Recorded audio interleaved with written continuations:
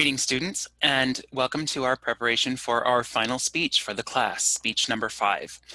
So just in terms of what's going to be required for this speech, if we think about what we did previously, speech 2 was our introduction to informative speaking, and then speech 3 was sort of our formal version of what we had to do for the speech, using the same structure, the same outline form, but that time we added 2 layers. One, that the topic for the speech had to be related to your major, and also that you were required to use library research for the assignment. And so speech 5 follows the same pattern. Speech 4 being our preparation, learning Monroe's motivated sequence, what it is that we need to do for a persuasive speech. And now speech 5 is our sort of formal version of that, okay?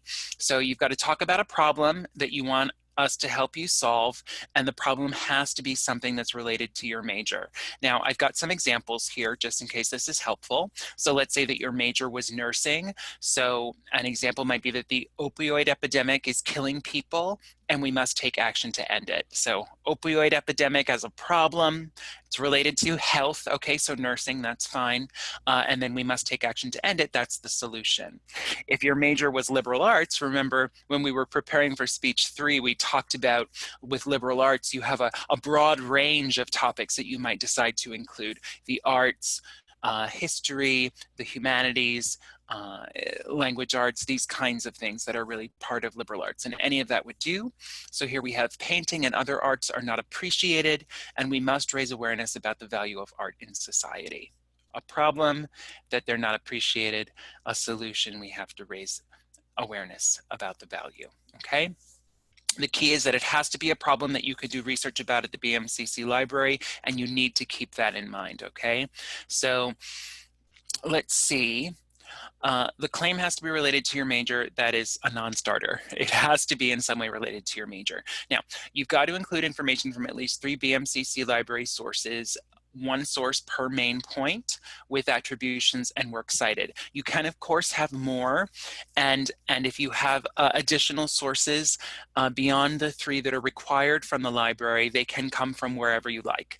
But even still, you'll need to have attributions wherever you're using information from those sources, and then also they'll need to be listed in your works cited list in appropriate MLA format, okay, no matter where the source is coming from. Then the last piece here is that the speech is 6 to 8 minutes. So like we did for speech 3, all right, we had 3 to 5 minutes before, now we're 6 to 8 minutes for our formal final speeches, both for the informative and the persuasive.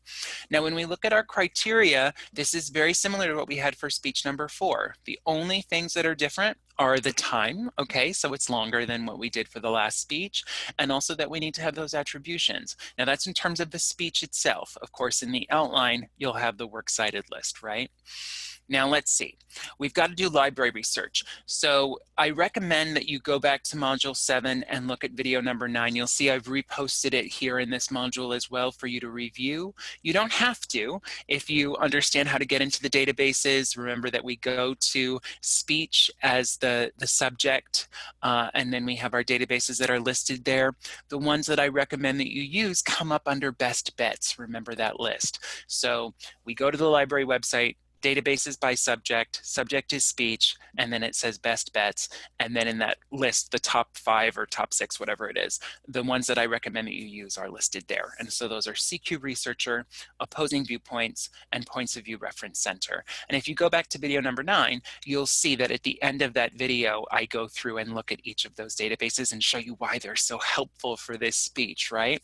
Because you just kind of look for a topic that's there right on the page, that's related to your major in some way and interesting to you, and just click through some of the options and see which of those seems interesting to you, seems like it's an identifiable problem that you think we can help you solve. Okay, so this doesn't have to be like the problem of your life, but it could be, okay? It could be some kind of crusade that you're on, something that you feel is deeply important to you. Great if you find something that fits those parameters and that you feel that passionate about. That's wonderful. But maybe not. Maybe it's not something that's so important to you, but it's sufficient to get the assignment done, right? So any of those 3 databases are fine to use. You can use any database, it doesn't matter to me, just as long as you have problem, solution, future. Okay, that's what's important. And you've got to have at least 3 sources from wherever you find them. I just recommend these databases, as I say, because on their homepage, they have a list of topics to choose from. And I think that makes it a little easier for you to do the research. But you choose your own adventure. Now, remember to keep track of the databases that you use, because you know you need to have those in the works cited list.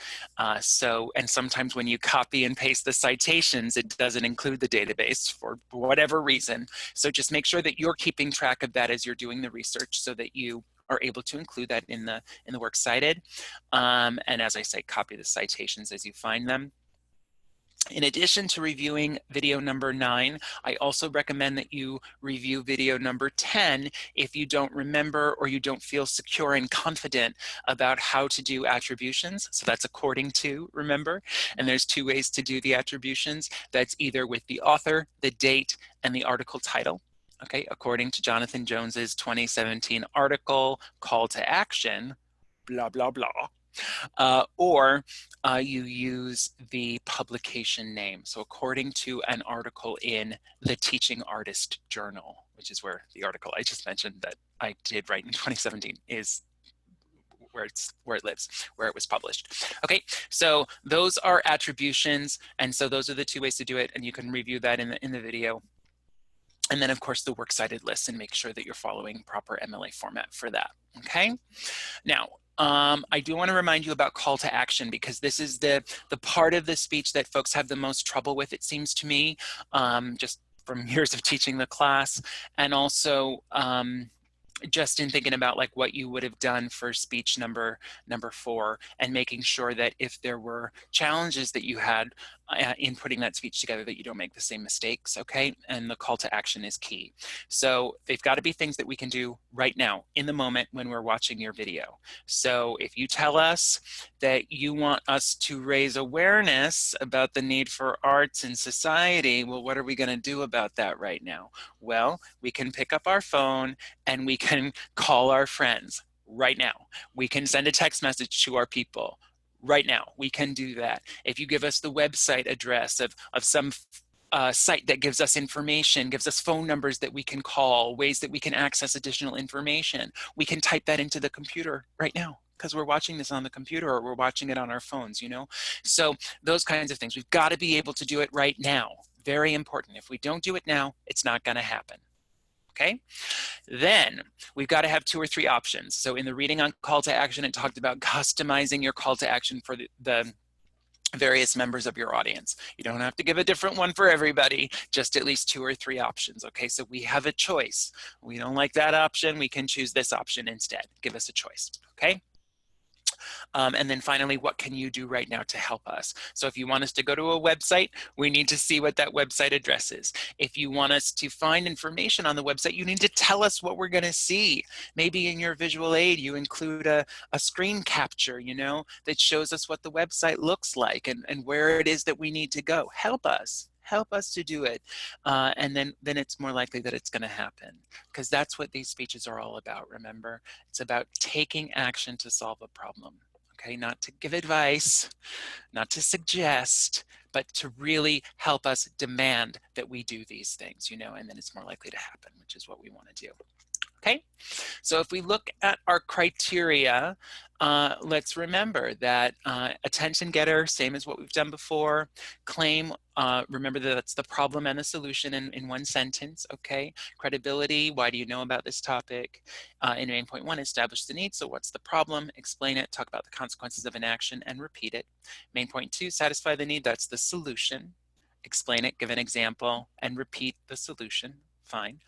Main point 3, visualize the future, positive or negative, remember, what it's going to be like if we take your advice, what it'll be like if we don't, or a combination of the 2, fine. Explain it, give an example, and repeat the future, all right? Counterclaim has 2 parts, turn against and turn back. So some people might think differently than me, but they're wrong, because in the conclusion, then we're going to review the claim. So this was the problem and the solution that I proposed, and now the call to action, 2 or 3 options, help us to achieve them, and we've got to be able to do them right now as you're telling us what they are.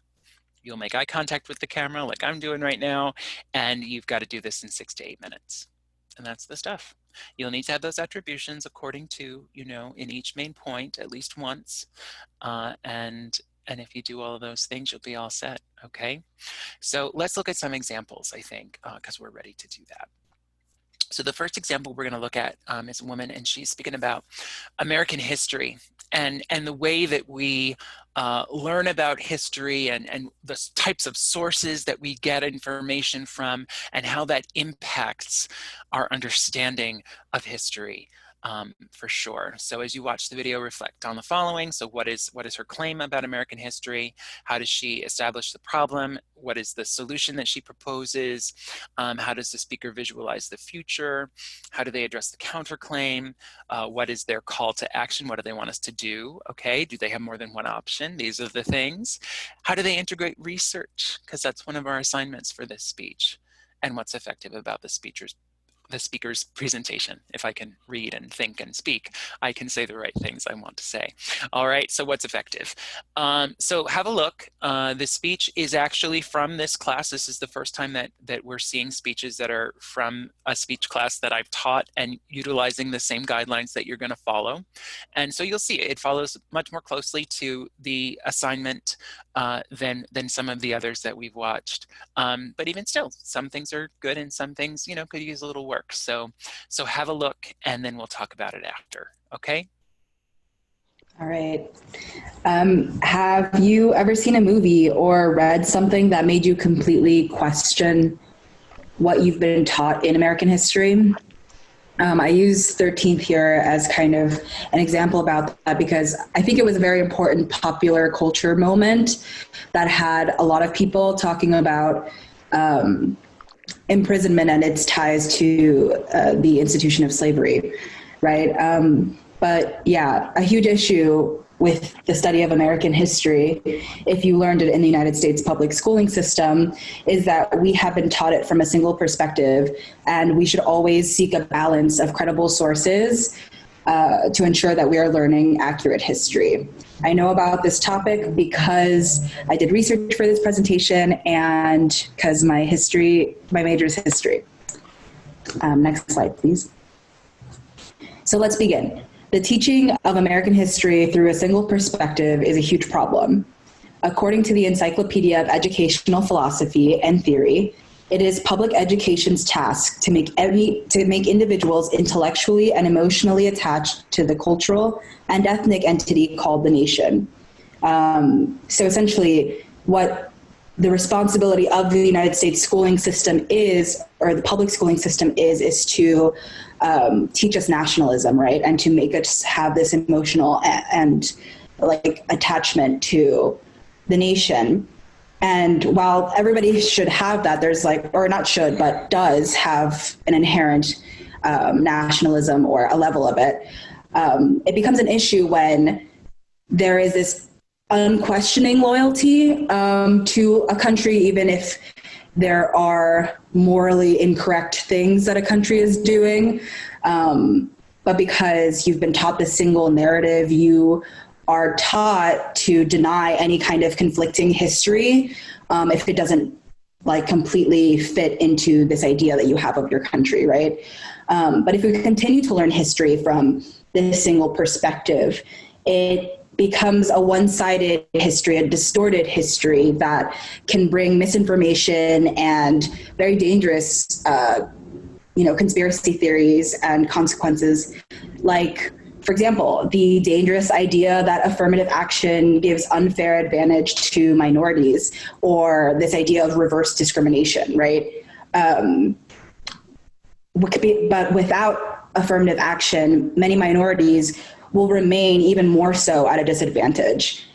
So the teaching of American history through a single perspective is a huge problem. This photo of the young girl it comes from a different example, but I thought this example fit better, so just disregard her. Next slide, please. Clearly, in order to ensure we are learning accurate American history, we need to incorporate a balance of credible sources. In society today, News is considerably shared on social media through outlets like Facebook and Twitter. However, these news, well, they say they're not publishers, but these social media sites do very little to stop the spread of misinformation. According to Victor Picard's 2019 article, The Misinformation Society, 50% of adult Americans access Facebook on a daily basis, and many of which do so to gain access to news or to get news from their friends, right? This leaves us very vulnerable to propaganda and elections interference from foreign governments, but it doesn't even have to go that far, right? For example, Trump's Twitter is a perfect example of this.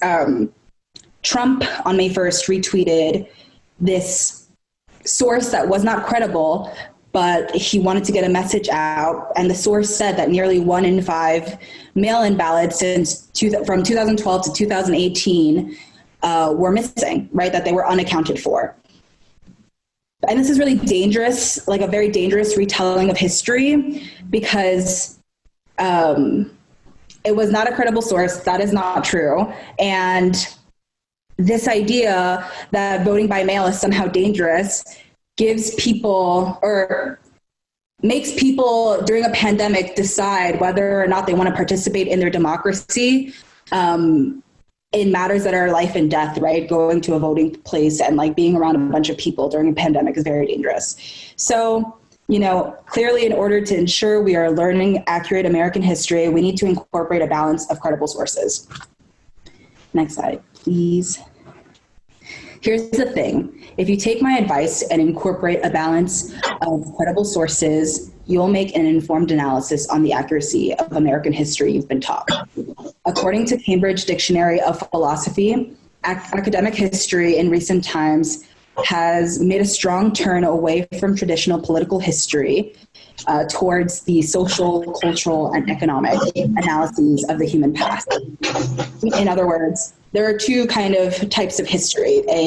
Well, there's a lot of types of history, but in this idea, there is top-down history, which is the history of, in a perspective of like the wealthy and powerful, so like popes and kings and army generals like George Washington, right? And then we have this bottom-up history, which is the history of everyday people. And it's good to have from both perspectives in order to be able to get closer to the truth of what actually happened in that time. A great example of this is George Washington, right? In so many of the textbooks that are around the United States, he's lauded as a great army general and, you know, an amazing war, like a military man and a great first president, right? A great leader. However, right, in this kind of bottom-up history, we've learned that he was a brutal slave owner, and the teeth in his mouth were teeth of enslaved people that he pulled out of their mouths. And, you know, so to see this kind of shift, right, like even if you're just learning about this now, learning about this, you had to learn about it outside of K through 12 normal education. So, I mean, again, if you take my advice and incorporate a balance of credible sources, you'll make an informed analysis on the accuracy of the American history you've been taught. Next slide, please. Of course, there are people who would say other perspectives shouldn't be taken into account because I know what really happened based on what I learned in school, but they would be wrong. Nobody knows what really happened at any point in history ever, not even now, right? Because nobody can ever be in all places at all times from all different perspectives, right?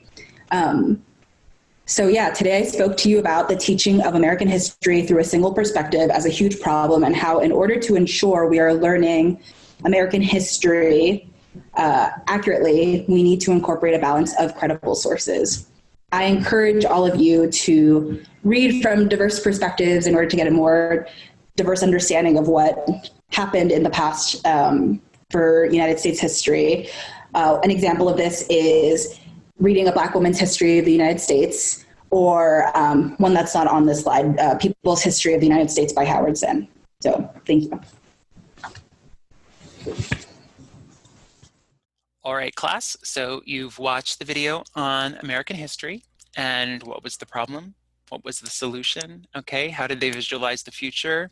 So let's take it apart piece by piece. So we've got our structure. We know that these are the things that we're expected to do in the speech, and she was expected to do as well.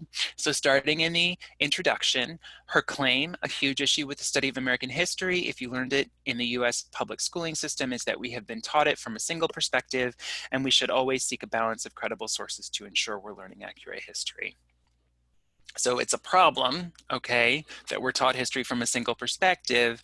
The solution, we should always seek a balance of credible sources. Great.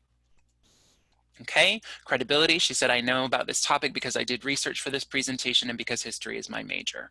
Wonderful. That's all that we need, right? Okay, going into the main points, the problem, so the teaching of American history through a single perspective is a huge problem.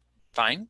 Consequences of inaction, if we continue to learn history from one source, we can't form accurate concepts of history, certainly, okay? Satisfy the need, what we should do about it, what's the solution? So we need to incorporate a balance of credible sources. Fine, great, we can do that. Visualize the future, if you take my advice, you'll make an informed analysis on the accuracy of the US history you've been taught. So we can reflect on what we've learned so far, and then hopefully we can make adjustments, right, if we need to.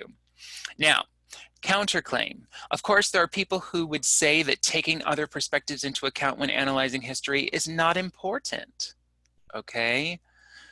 But they would be wrong, so we defeat it, we turn back. None of us can ever know what really happened at any point in time, and so we need to be able to gather that information from various sources so that we can make a best judgment, all right?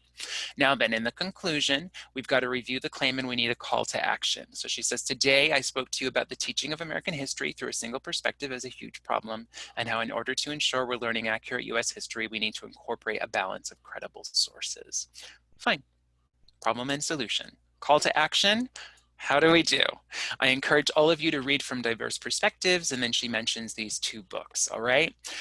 That's only one option though. Reading, there's 2 books, okay? So there's, you know, books to choose from, I guess, but really it's read a book is the call, and that's only one option, and we need more than one. So just keep that in mind. Looking over her speech, then that's sort of the one faulty point, you know? Final thoughts, the speech requires information from at least 3 library sources. We'll know this because you have at least 3 attributions, 1 in each main point, and your works cited is listed in the outline. And so for this student, this is her works cited, okay? So she's got 6 sources that she used. So I think we get a sense in terms of if they're from the library. This David Carr one here is from Credo Reference, so that's one of our databases we can use. The next one is from the Chicago Tribune, a newspaper. You could find that in a database, I promise you, but she got it from the website. This next one here, Lucas Bozer Hoffman, is from Credo Reference again. Fine, perfectly fine. Second database article. The third one comes from JSTOR, so that's another database. I'm not sure which one it would be listed as, because JSTOR is like an organization, and then the databases are a little more specific in terms of their names, but I know that that's a library source, so that's fine. The next one is a tweet from Donald Trump, okay, and the last here is then from the New York Times that she got from the New York Times website. Again, you could find that through a database as well. Nexus Uni, I think, is going to get us newspaper articles, and also the New York State newspaper articles database, which I showed in the video for databases. But those are the options. That's what we need. That's the speech, okay? So we're gonna look at one more example. And this time, similarly, it's a student who was in one of my previous speech classes, and you'll see that she follows this structure very closely, and let's see how she does. She's talking about developing a work-family balance in one's life. And so the same, what's the problem? You can imagine. How do we solve that problem, okay? And what's the future gonna be like, etc. So have a look, watch the speech, and we'll talk about it after, okay? Bye-bye. How many of you work? Now, how many of you wish that you had a better balance between your work and your family life? Not having a balanced work and family life can lead to many stresses, including financial, personal, not meeting deadlines at work. That's why it's important for organizations to provide flexible work from home options to their employees. I know about this topic because I have done some research. So let's begin. Not having flexible work from home options for employees is a serious problem. An unhealthy or unbalanced work life is unfortunately considered a norm in society today. It means that you're married to your job and everything else is secondary, including family. This can have serious mental burnout on the employees, especially when it comes to their family life. That holds true especially for single parents. Single parent households where parents find it extremely difficult to take off because it means less income coming into the household. According to an article in Points of View, Balancing Work and Family, women as well as men may have concerns with being passed over for career opportunities when family issues conflict with work. The reason this happens is because most organizations do not offer their employees the option to work from home. If organizations do not provide the options to work from home to their employees will face serious mental burnout from the overwhelming stresses and an increase in the home stresses that are now left unattended. So now we see that not having a work-life balance is a serious problem with consequences. Let's be clear. The option to work from home must be provided. While there are companies that do offer paid time off, there are still plenty of companies that do not, leaving employees missing out on wages that they need to provide for themselves and their families. There are also employees who need the money because they can't afford to pay for childcare and they need to be the ones to be able to drop off and pick up their child from school. It's hard living in today's society with expenses increasing. Now imagine what it's like for these employees in single parent households that are trying to make ends meet, but they're constantly worrying how they're going to be able to get their child to and from school when they have to be in the office and they can't afford childcare. Also, for employees that are living with a sick family member and not knowing if they're fallen while they're at work is another worry that they constantly have on their mind because they can't afford to provide an attendant to be with their family member while they're off working. Employees are more productive when they don't have to worry about such things. According to an article in CQ Researcher, telework has been crucial for parents and other caregivers struggling to balance work and family obligations. So now we see that the option to work from home must be provided. Here's the thing. If you don't take my advice, what you're doing is you are ignoring the fact that family work-life balance is not important. By ignoring this, you're adding strain that is placed on employees already by not having the option to work from home. Now, if you do take my advice, what you're doing is you're helping to bring awareness and importance to family work-life balance. You're also helping to bring awareness to provide the option to work from home and recognizing that it is beneficial to both the employee and the organization that they work for.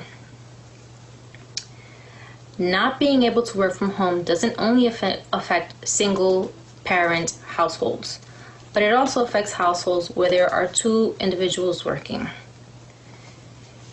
It becomes even difficult for households with two people working when one is forced to take off to resort to caregiving while the other is forced to go to work and is left as the sole person bringing in income. Usually the female is the one to take time off while the male is left to continue to go to work. According to Claire Kane Miller's 2016 article, Why Men Don't Take Their Full Family Leave, the biggest hurdle seems to be financial. In the New American Survey, 87% of respondents said not being able to afford to take leave was a reason that men did not take it. So, if you do take my advice, you help employees be able to take care of their loved ones, their home responsibilities, all while still being able to work, improve productivity, worry less, and still be able to financially provide for themselves and their families. So now we see what can happen if you do take my advice on employees being provided the option to work from home.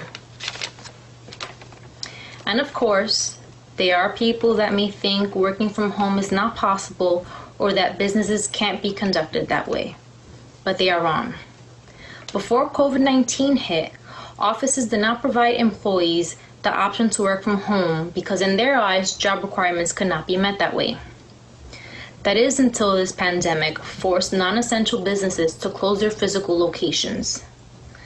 Now we see that organizations who previously did not offer work from home options are now telecommuting and have been converted to remote work to help keep business going.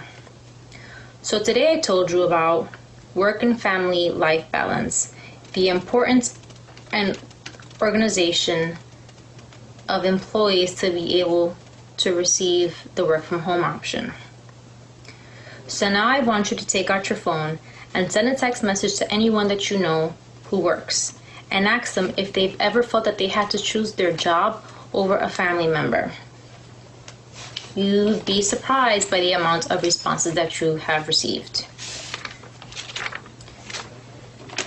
Now take your phone and go to www.change.org/WFH-balance and sign the online petition that I have started that will be submitted to Congress so they can see that organizations providing their employees the option to work from home is important.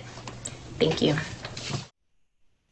All right, class, that was our last video example that we're going to watch together. So the work-family balance. So what was her problem that she talked about and the solution she proposed, the future? Let's see how she did. Okay, so we'll take it apart piece by piece. So starting, just refreshing our minds about the criteria. Okay, so there we go. We're going to see her introduction. She has a claim. Okay, she says not having a balance between work and family can lead to many stresses, including financial, personal, not meeting work deadlines. That's why it's important to provide flexible work from home options to employees. So we've got this problem, not having a balance, and the solution is that we need to provide flexible work options, flexible work from home options, etc. Fine. Credibility, she says, I know about this topic because I have done some research. Now you might wonder, okay, work-life balance. So what's her major? Something in human resources, marketing, personnel, human resource management, those kinds of things. I don't remember exactly what her major was, but it fits. Business, possibly, okay? So now, in terms of the main points, establish the need. Not having a flexible work from home option is a serious problem. Fine. Consequences of inaction. If organizations do not provide the option to work from home, their employees will face mental burnout. Well, they could face a lot of other problems too. Of course, right now we're going through the pandemic as I'm recording this video, and we're preparing to see if schools are going to be reopening in the fall. Well, for some folks, if they have to go to work, their kids have to go somewhere. And if daycare is not an option and schools aren't open, what do? This is a big dilemma, you know? So something has to be done. Now, satisfying the need, the solution, the option to work from home must be provided, okay? And then visualize the future. If you don't take my advice, you're ignoring the fact that family work balance is important, et cetera, et cetera. So she covered all the bases in terms of the structure of the speech, what's needed for Monroe's motivated sequence. So that's great. She has counterclaim and defeat. Of course, there are people who may think that work from home is not possible. That is until the pandemic forced all non-essential businesses to close their physical sites. Now, organizations that did not have telecommuting have converted to remote work. And of course, not everybody. I'm sure many of you were watching the video or you're hearing this piece now and you're thinking, well, I wasn't able to work from home. I just got laid off, or I was furloughed, or whatever that might be. And of course, that's true, particularly when you're working in a job that doesn't allow for that. But here I am recording this video because I work for a job where I am able to do this from home, and I know that I'm very lucky to have that as an option for myself and for my family. Now, in terms of the conclusion, she's got to review the claim, and then she's going to have her call to action. So today I told you about the work and family balance and the importance of organizations providing their employees the option to work from home. Great. Problem and solution. Okay. And now we have our call to action. We need two options, remember, and she's got two. All right. So now I want you all to take out your phones and send a text message to anyone you know that works and ask them if they have ever felt like they had to choose their job over a family member. You would be surprised by the amount of yes responses you receive. Fine. Something we can do right now. She's helped us to achieve it by telling us exactly what to ask the people. Great. Second option, okay, hitting all the bases here. Now, covering all the bases, I suppose, is the correct metaphor. Now take your phone and go to www.change.org/WFH-balance and sign the petition that I have started and will be submitting to Congress, okay? So we get a sense of I've got this petition, and here's the website, so you can go to it right now, and you can just fill out the information, and you don't have to do anything else because I'm going to take care of it. I'm helping you because I'm going to send it to Congress, which is what she's proposing to do. The speech required information from at least three library sources, and so indeed, like our previous example, she has a bunch of them, okay? So we see them here on this Sarah Glazer article, which came from CQ Researcher as the database, and that's fine. CQ Researcher publishes their own articles, so they're also the publication name. That's unusual for databases. Usually, the article came from a different publication and the database is just showing it to us. But with CQ Researcher, most of the articles are published right on their site. So that's fine. Micah Isit and Marlanda English, okay, balancing work and family and overview. So that was in Points of View Reference Center, which is published by EBSCOhost. So remember previously I said the JSTOR one, like there's an actual database, and JSTOR is just the larger company that hosts that. EBSCO is similar, and Points of View Reference Center is one of the databases that they run, but sometimes it might just say EBSCO, and that's fine too. The next article, Claire Miller, is from the New York Times, which she accessed through Gale in Context, Opposing Viewpoints, fine. And then this other one is also from Gale in Context, which is this Carla Miller article, My Employer is Denying Routine Remote Working Requests, an article that had been published in the Washington Post in March of 2020. And this student accessed this in May of 2020. So the databases can be quite up to date. So don't be thinking that this is like going to a library and taking a book off the shelf and you never know how old the book is going to be. Remember, when you're looking at the databases, you have the option, depends on the database, but sometimes you can limit the responses to certain dates. And so this is a way of doing that. If you want to have up-to-date information, you choose recent time, and that'll get you that, okay? Now, in terms of the speech, her speech was perfect. She got a perfect score. All right. She had all of the parts. So all three things in the introduction, all four things in each main point, the counterclaim, turn against and turn back. She reviewed her claim. She had a full call to action just as she needed to. She made eye contact with the camera. She was within the time frame, and she had at least 3 attributions. So she did it. It was a perfect speech. So that's the stuff. You're meant to choose a topic and to participate in the discussion to help you in that process if you need it. And then you'll start working on your outline and doing the research and getting this turned around. Just be mindful in this module, this series of modules, I guess, that are winding up the course. Here we're preparing for speech 5, then the next module is doing speech 5 and submitting that, and then you have the final after that. So just be mindful of that this last week, that it is a lot and it's not a lot of time. So make sure that you take the time that you need to do the research and get the outline together, and then submit it as soon as you can.